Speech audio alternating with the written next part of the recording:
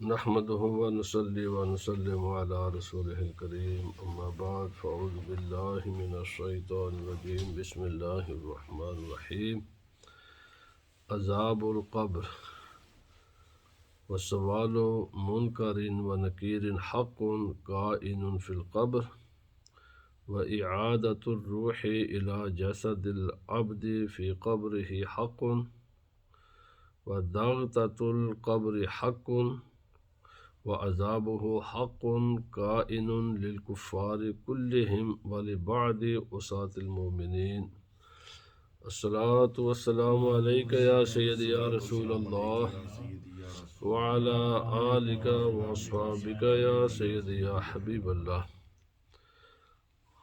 درس عقائد اہل سنت میں آج کا عنوان گفتگو ہے عذاب قبر۔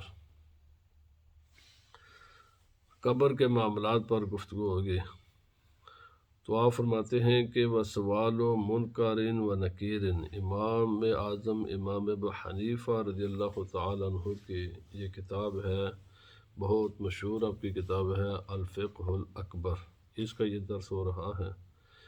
تو آپ فرماتے ہیں کہ منکر نکیر کا سوال حق ہے، یعنی اس بات میں کوئی شک و شبہ نہیں ہے کہ قبر میں بندے سے سوال جواب ہوگا، اور جو فرشتے سوال و جواب کریں گے ان کے نام ہے منکر اور نکیر۔ حق کائن فی القبر، کوئی بندہ شک میں نہ رہے، وہم میں نہ رہے، اگر اس نے کلمہ پڑھا ہے، مسلمان ہے، تو اس کے لیے یہ یقین رکھنا ضروری ہے کہ قبر میں سوال جواب ہوگا۔ اگر کوئی، چونکہ اس کا ثبوت بے شمار قرآن حکیم کی آیات اور رسول اللہ صلی اللہ علیہ وسلم کی احادیث میں موجود ہے ان چیزوں کا ذکر، اور وہ احادیث اگرچہ الفاظ کے اعتبار سے تو خبر احاد ہیں، لیکن معنوی اعتبار سے وہ متواتر ہیں، اور اس موضوع پر بڑے بڑے محدثین نے، بڑے بڑے جلیل القدر علماء نے الگ سے کتابیں بھی لکھی ہیں، جیسے امام جلال الدین سیوطی رحمۃ اللہ تعالی علیہ کی شرح الصدور ہے، امام قرطبی کی کتاب التذکرہ ہے، اور امام بخاری نے بخاری شریف میں اس موضوع پر بخاری شریف میں الگ باب باندھ کر یہ ساری چیزیں بیان فرمائی ہیں، اور بڑے بڑے محدثین نے، جلیل القدر علماء نے اور مفسرین نے اس موضوع پر شرح و بسط کے ساتھ، تفصیل کے ساتھ لکھا ہے، اور تمام وہ قرآن حکیم کی آیات بھی جمع کی ہیں، رسول اللہ صلی اللہ علیہ وسلم کی احادیث کو بھی جمع کیا ہے، اور قرآن حکیم کے آیات کی جو تفسیر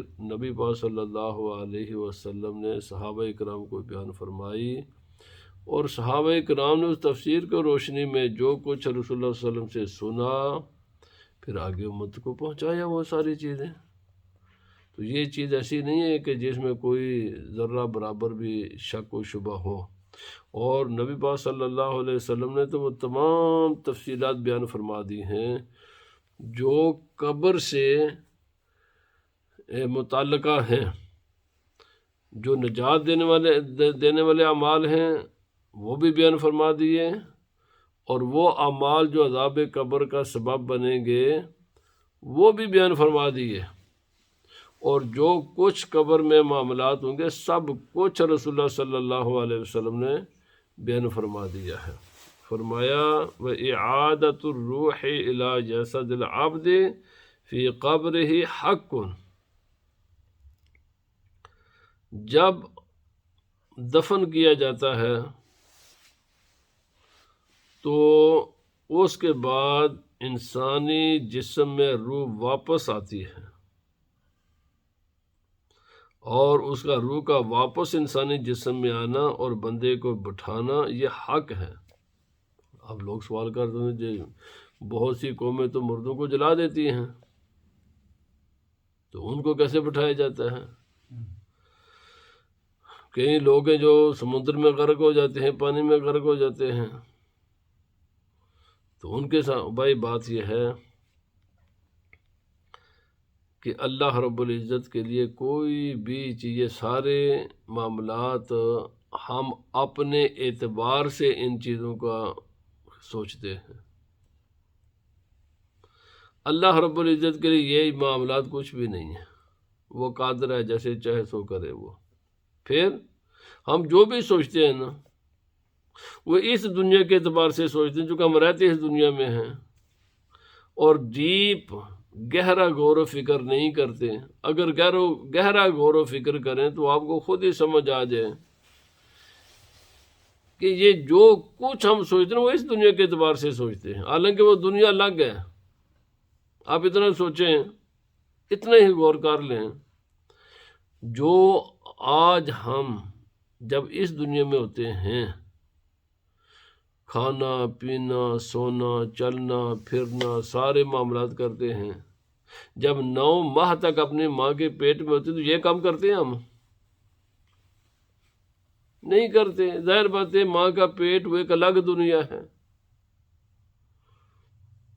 اور یہ ایک الگ دنیا ہے، حالانکہ وہاں ہم زندہ ہوتے ہیں۔ تو میرے بھائی ہر جگہ کے حالات مختلف ہیں، ماں کے پیٹ کے معاملات مختلف ہیں، اس دنیا کے حالات مختلف ہیں، تو ظاہر بات ہے اس کے بعد کے جو حالات ہوں گے وہ مختلف ہوں گے۔ وہ ہماری عقل میں آئیں یا نہ آئیں، ہم ان کو اس دنیا پر قیاس کرتے ہیں۔ اچھا لوگ کہتے ہیں جی ہم نے کیمرہ ڈالا ہے، جی ہم نے، او اللہ کے بندو حماقتیں ہیں یہ ساری چیزیں۔ اس لیے معمولی سی بات میں آپ کو بتاتا ہوں، 2 آدمی اکٹھے ہوں، ایک آدمی سویا ہوا ہو، ایک آدمی جاگ رہا ہے، جو کچھ سویا ہوا آدمی عالم خواب میں دیکھ رہا ہوتا ہے اس پر بیدار آدمی کو اطلاع ہو سکتی ہے، یا اس کے سوئے ہوئے آدمی جو کچھ دیکھ رہا ہوتا ہے اس کو کیمرے میں یا کسی آڈیو ٹیپ میں ریکارڈ کیا جا سکتا ہے؟ نہیں۔ اچھا اب ہم انکار کر دیں گے، چونکہ یہ آدمی اٹھ کر کے میں نے تو جناب جب یہ دیکھا، اچھی خوابیں بھی لوگ بیان کرتے ہیں، بری خوابیں بھی بیان کرتے ہیں، دونوں قسم کے حالات ہوتے ہیں۔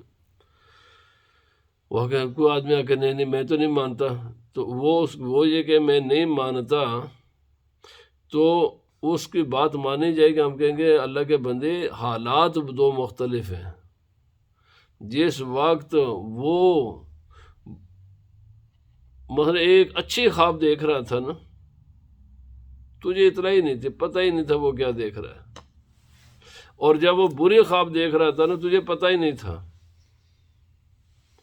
اب تو خود ہی بتا، جب تو سوتا ہے تیرے ساتھ بھی یہ حالات ہوتے ہیں کہ نہیں ہوتے؟ وہ کہتے ہوتے ہیں، تو پھر اس کا انکار کیسے کیا جا سکتا ہے؟ اب یہ چیزیں کسی بھی مادی چیز میں آ سکتی ہیں؟ نہیں آ سکتی ہیں۔ تو اللہ کے بندو جب دنیا میں 2 انسانوں کے حالات، ایک سویا ہوتا ہے اور دوسرا جاگتا ہوتا ہے، ان کے آپس میں وہ ایک دوسرے کو نہیں سمجھ سکتے، اور آپ اگر وہ بیان کرے گا آپ کے پاس ان کے انکار کی کوئی دلیل نہیں ہے، کیونکہ آپ کے ساتھ بھی وہی کچھ ہوتا ہے جو اس کے ساتھ ہوا ہے خواب میں، چونکہ آپ بھی جب سوتے تو آپ کے ساتھ بھی وہی چیزیں ہوتی ہیں، آپ نہیں انکار کر سکتے۔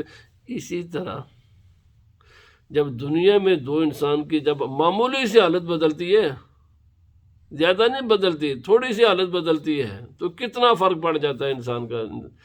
تو اس طرح جو قبر میں جب انسان جاتا ہے وہ ایک الگ دنیا ہے، اس کو جلایا جائے تو وہ اس کے جلانے کے بعد بھی اس کی قبر ہی ہے۔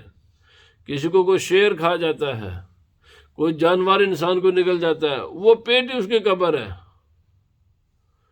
ہم اس کو دفنا دیں، وہی جگہ اس کی قبر ہے۔ قبر سے مراد یہ نہیں ہے، قبر سے مراد ہے اس دنیا سے جانے کے بعد کے حالات، چاہے اس کو جلایا جائے، چاہے اس کو کوئی جانور کھا لے، چاہے وہ کسی پانی میں غرق ہو جائے، چاہے وہ اس کو کسی قبر کے اندر، جیسے ہم مسلمان الحمدللہ رکھتے ہیں، وہاں رکھ دیا۔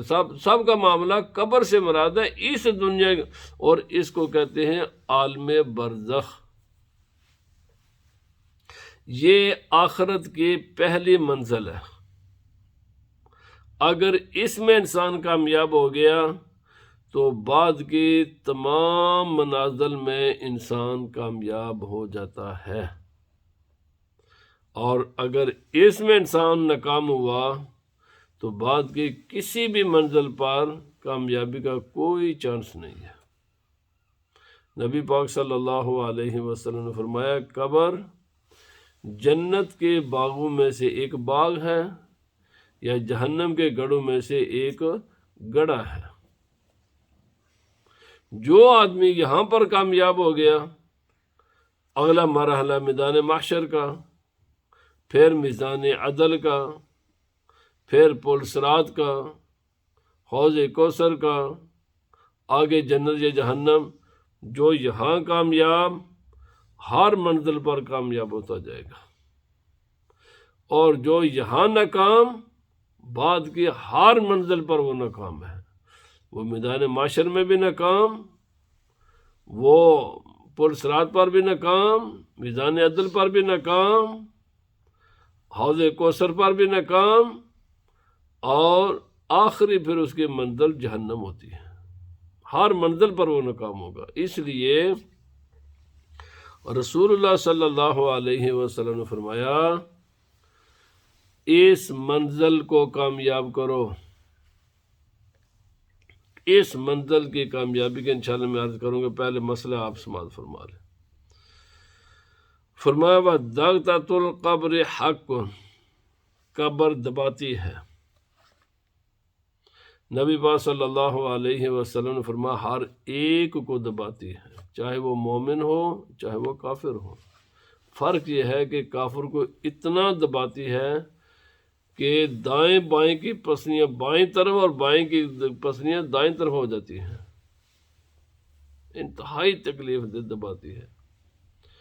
اور اہل حق، اہل ایمان کو بھی دباتی ہے، مگر وہ کیسے دباتی ہے؟ جیسے ماں پیار کے ساتھ اپنے اولاد کو اپنے سینے کے ساتھ دباتی ہے، فرق ہے دونوں میں۔ تو دغتۃ القبر یہ حق ہے، یہ ہر ایک کے ساتھ یہ معاملہ ہوگا۔ ہاں، اس کے بعد قبر دبائے گی، ہر ایک کو دبائے گے۔ اس کے بعد اہل ایمان کی قبروں کو وسیع کر دیا جاتا ہے حد نگاہ تک، اور جنت کے دروازے اس پر کھول دیے جاتے ہیں، اور جنت کے نعمتوں کی آمد شروع ہو جاتی ہے، اور وہ اس انسان کو پھر جنت کے راحتیں، جنت کی نعمتیں ملنا شروع ہو جاتی ہیں، اور یہ قیامت تک میدان جنت دوبارہ قبروں سے نکلنے تک یہ سلسلہ مومن کے لیے جاری رہتا ہے۔ اور کافر کے لیے اس کی قبر تنگ کر دی جاتی ہے، اور مومن کی قبر کو نور سے بھر دیا جاتا ہے، اور کافر کی قبر کو تاریک کر دیا جاتا ہے، اور جہنم کے دروازے کھول دیے جاتے ہیں۔ اور جہنم میں جانے سے پہلے اس قبر میں جب تک کہ قبر سے نہیں اٹھے گا، اس کا جو ہیٹ ہے کہ جہنم کی، وہ اس تک آنا شروع ہو جاتی ہے، اور صبح و شام اس کو عذاب ہوتا ہے۔ ہمہ وقت اس کو جہنم کا عذاب قبر ہی سے شروع ہو جاتا ہے۔ اللہ پاک ہمیں محفوظ فرمائے۔ اور فرمایا، عذابہ حق، عذاب قبر حق ہے۔ کوئی آدمی اس غفلت میں اور اس غلط فہمی کا شکار نہ ہو کہ شاید ہی ایسا نہ۔ فرمایا، اگر تم مومن ہو، اگر کلمہ پڑھا ہے، قرآن کی حقانیت پر، رسول اللہ صلی اللہ علیہ وسلم کی صداقت پر تمہارا ایمان ہے، تو پھر اس بات کو خبردار ذہن کے کسی گوشے میں شک بھی نہ ہو کہ ایسا نہیں ہوگا۔ فرمایا، ہوگا، قبر کا عذاب برحق ہے، حق کائن للکفار کلہم، تمام کفار چاہے کوئی بھی اس کا نام ہو، تمام کفار کے لیے عذاب قبر حق ہے۔ کوئی بھی ایسا کافر نہیں ہے، وہ جس بھی نام سے موسوم ہو، اس کی موت کفر پر ہو اور اس کو عذاب قبر ایسا نہیں ہے۔ جیسے ہی اس دنیا سے وہ اس کی روح پرواز کرتی ہے، عذاب کا سلسلہ اس کو شروع ہو جاتا ہے۔ وَلِبَعْدِ عُصَاةِ الْمُؤْمِنِينَ، اب رہا اہل ایمان کا مسئلہ۔ تو بعض جو اللہ کے نافرمان ہیں، رسول اللہ صلی اللہ علیہ وسلم کے نافرمان مومن ہیں، ان کو بھی عذاب قبر ہوتا ہے۔ اس عذاب قبر سے بچتے وہی ہیں کہ جو اس دنیا میں اللہ سبحانہ و تعالی اور رسول اللہ صلی اللہ علیہ وسلم کی اطاعت کرتے ہیں، فرما برداری کرتے ہیں، وہ بچیں گے۔ ان کو چھوڑ کر جو فرما بردار اہل ایمان ہیں، گنہگاروں کو عذاب قبر ہوتا ہے۔ وہ الگ بات ہے کہ وہ اتنا اس کی شدت نہیں ہے جتنے کافر کی ہوگی، لیکن عذاب ہوگا۔ اللہ اکبر، اللہ اکبر۔ نبی پاک صلی اللہ علیہ وسلم ایک دو قبروں پر سے گزرے، فرمایا صحابہ کرام سے، جاؤ درخت کی کچھ دو شاخیں لے آؤ، اور شاخیں لائی گئی، بخاری شریف کا حدیث پاک ہے، ان قبروں پر رکھا گیا۔ نبی پاک صلی اللہ علیہ وسلم نے فرمایا، جب میں یہاں سے گزرا نا تو میں نے دیکھا کہ یہ دونوں عذاب میں مبتلا تھے، اور یہ کوئی بڑا گناہ نہیں سمجھے تھے، یہ سمجھتے تھے یہ چھوٹے چھوٹے گناہ ہیں، حالانکہ یہ چھوٹے گناہ نہیں۔ آج ہمارے مسلمان بھی ان چیزوں کو معمولی سمجھتے ہیں۔ فرمایا یہ آدمی غیبت کیا کرتا تھا، غیبت، لوگوں کی عزتیں اچھالنا، دوسروں کے بارے میں بری باتیں کرنا، لوگوں کی انسلٹ کرنا، اور یہ آدمی پیشاب کے قطروں سے اپنے آپ کو نہیں بچایا کرتا تھا روزانہ۔ اب کوئی ایسا ہفتہ نہیں کہ ہم جب دیکھتے ہیں کہ ظاہر بات ہے مسجد میں ایمان والے آتے ہیں نا، وہی لوگ آتے ہیں جو یہ دعویٰ کرتے ہیں کہ ہم مسلمان ہیں، اور اتنی گندگی پھیلا کر جاتے ہیں۔ اور ظاہر بات ہے جو یہاں پر گندگی پھیلاتے ہیں، یہ باقی جگہوں پر بھی ایسی گندگی پھیلاتے ہوں گے، اور ظاہر بات ہے وہ گندگی ممکن ہی نہیں کہ واپس ان کے اپنے کپڑوں پر اور اپنے جسم پر نہ جاتی ہو، اور اس کو یہ معمولی سمجھتے ہیں۔ میرے بھائی، یہ اتنا برا عمل ہے کہ نبی پاک صلی اللہ علیہ وسلم نے کھڑے ہو کر پیشاب کرنا، اس کو جہنم اور عذاب قبر کے مین اسباب میں سے ایک سبب قرار دیا ہے۔ اسی طرح ہر قسم کی گندگی، چاہے وہ کہیں بھی ہو، جسم کی گندگی ہو یا کپڑوں پر گندگی لگے، یا اسباب جو عذاب قبر ہے ان میں سے ایک سبب ہے گندگی۔ اسی طرح زبان کی گندگی، ابھی میں نے عرض کیا، چغل خوری، غیبت، یتیم کا مال کھانا، اور اسی طرح جھوٹی گواہی دینا، سود خوری، بہت سے ایسے گناہ ہیں، بہت سے ایسے گناہ ہیں۔ نماز نہ پڑھنا بہت بڑا سبب ہے، بہت بڑا سبب ہے عذاب قبر میں۔ جو اسباب ہیں ان میں سے بڑا سبب ہے نماز کا نہ پڑھنا، جو اللہ کے فرائض ہیں ان کی پابندی نہ کرنا، زکوٰۃ نہ دینا، روزہ نہ رکھنا، حج ادا نہ کرنا، ماں باپ کی نافرمانی کرنا، بہت سے اسباب ہیں۔ علماء نے بالتفصیل چیزیں لکھی ہیں کہ یہ وہ مین گناہ ہیں جن گناہوں کی وجہ سے عذاب قبر ہوگا۔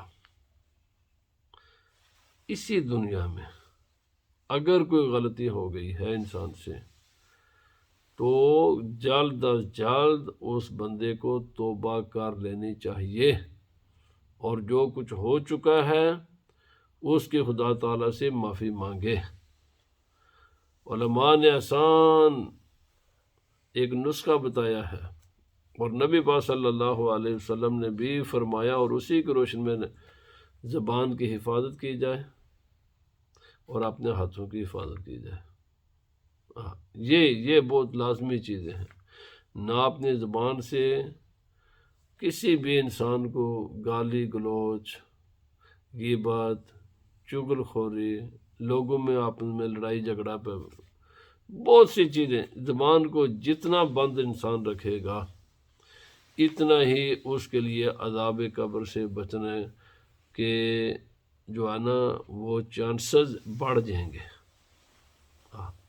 آج جب بھی ہم جہاں بھی بیٹھتے ہیں تو ہماری مجلسیں وہ مکمل ہی نہیں ہوتی جب تک ہم ایک دوسرے کے بارے میں برے خیالات کے اظہار نہ کر لیں، گھر میں بیٹھے ہوئے، مجلس میں بیٹھے ہوئے، اور ایسے کہ یہ 7 سمندروں سے میں دھویا ہوا ہوں اور باقی ساری دنیا جو ہے نا وہ سیاہی کے سمندر میں، ابھی سیاہی کے سمندر سے باہر نکلی، میں بالکل اجلا صاف شفاف ہوں اور باقی سارے کے سارے سیاہ ہیں۔ ایسے ہم بات کرتے ہیں، ایکٹ ہم ایسے کرتے ہیں۔ کبھی نہیں سوچا یار اپنے بارے بھی تو کبھی کو میں اس دنیا کا سب سے گنہگار آدمی ہوں، یہ کیوں نہیں کہتے؟ ہم کہتے ہیں فلاں فلاں فلاں فلاں۔ حضرت عیسیٰ علیہ السلام نے بڑے خوبصورت بات کی، سبحان اللہ، اللہ کے نبی کی کیا شان ہے۔ آپ نے فرمایا بندے جب تو دوسرے کی طرف انگلی اٹھاتا ہے نا تو ایک انگلی دوسرے کی طرف اٹھتی ہے، 4 خود تیرے واپس اپنے کہ بے حیا، دوسروں کا عیب دیکھنے والے، دوسروں پر انگلی اٹھانے والے، دوسروں کی غلطی کو دیکھنے والے، شرم کر، پہلے اپنے عیب بھی تو دیکھ نا۔ فرمایا تو ذرا کدھر غور کر، اپنے ہاتھ پر ہی غور کر لے، تیری اپنی انگلیاں تجھ پر لعنت بھیج رہی ہوتی ہیں، دوسروں کی طرف تو نے ایک انگلی اٹھائی ہے، 4 یا 3 انگلیاں خود تیری طرف مڑتی ہیں۔ ان کا عیب دیکھنے سے پہلے اپنا بھی دیکھ۔ تو اس لیے اہل ایمان کو ضروری ہے بجائے اپنے گھروں میں وقت ضائع کرنے کے، میں نے کتابوں کا نام لے لیا ہے، ہر دنیا کے زبان میں یہ کتابیں مل جاتی ہیں۔ شرح الصدور، یہ امام جلال الدین سیوطی خاتم المحدثین، عظیم المرتبت محدث، آپ کی کتاب ہے، بڑی معروف کتاب ہے۔ قبر ہی کے احوال ہیں اس میں سارے، وہاں پر کیا کچھ ہوگا، کیا گناہ، کیا نیکیاں، کون سی چیزیں ہیں جو عذاب قبر سے نجات دینے والی ہیں، اور کون سی چیزیں ہیں جو عذاب قبر کا سبب بننے والی ہیں۔ آدمی وہ پڑھے۔ امام قرطبی کی کتاب التذکرہ تلاش کرنے سے شاید وہ بھی مل جائے گی آپ کو مختلف زبانوں میں، وہ پڑھے۔ بخاری شریف پڑھے، مشکاہ شریف پڑھے، باقی کتب حدیث ہیں، قرآن پاک کی تفاسیر ہیں۔ نجات دینے والوں میں ایک آخری بات میں عرض کر کے ختم کرتا ہوں۔ سورۃ الملک، سورۃ الملک جو آدمی پابندی کے ساتھ اس کی تلاوت کرے، اور امام غزالی علیہ الرحمہ فرماتے ہیں بس ایسے نہ پڑھے کہ انسان کو پتہ ہی نہیں ہے کہ میں کیا پڑھ رہا ہوں، بس زبان پر الفاظ جاری ہوں لیکن پتہ ہی نہیں کہ جو میں پڑھ رہا ہوں وہ کیا ہے۔ نہیں، سورۃ الملک کی تلاوت کرے سوچ سمجھ کر، اس کا معنی بھی غور و فکر کرے، ترجمہ بھی ساتھ اس کا پڑھے، اور جب وہ پڑھے تو ان الفاظ پر غور و فکر بھی کرے، اور پابندی کے ساتھ اس سورت کی تلاوت کرے۔ نبی پاک صلی اللہ علیہ وسلم فرمایا جو آدمی سورۃ الملک کی تلاوت پابندی کے ساتھ کرتا ہے، یہ سورت بندے کو عذاب قبر سے بچا لیتی ہے۔ بہت سے اور بھی اسباب ہیں عذاب قبر سے، کچھ انسان کے اختیار میں ہیں، کچھ انسان کے اختیار میں نہیں ہیں۔ اسی طرح اولاد کی دعا اور رشتہ داروں کی دعا اور دوست احباب کی دعا مرنے والوں کے لیے، یہ دعا بھی بندے کو بہت نفع دیتی ہے مرنے والے کو جب وہ قبر میں پہنچتا ہے۔ تو ہر آدمی کو چاہیے، خصوصاً اولاد کو چاہیے کہ اپنے ماں باپ کے لیے دعا کرے۔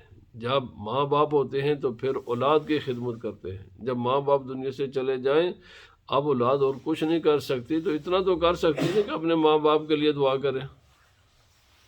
دعا بہت بڑے اسباب میں سے ایک سبب ہے جس سے مرنے والا قبر کے عذاب سے بچ جاتا ہے۔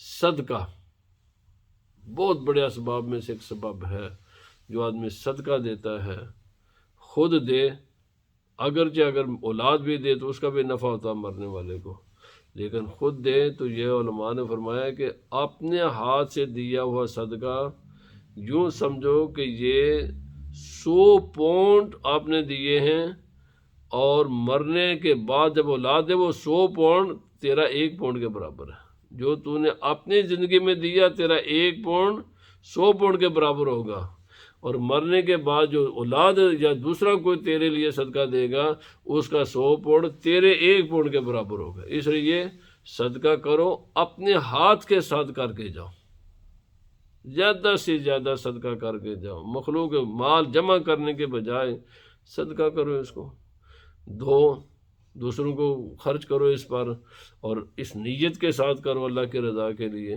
صدقہ عذاب قبر سے بچانا، قرآن حکیم کی پابندی کے ساتھ تلاوت کرنا، صبح سے لے کر شام تک، شام سے لے کر صبح تک ہم اپنا وقت ضائع کرتے ہیں۔ مسلمانوں نے یہ کلچر ہی ختم کر دیا ہے کہ ہم اپنے گھر میں قرآن حکیم کی کچھ تلاوت کریں۔ جب تم قرآن حکیم سے اتنی بے رخی برتو گے نا تو یہ قرآن حکیم بھی تم سے بے رخی برتے گا۔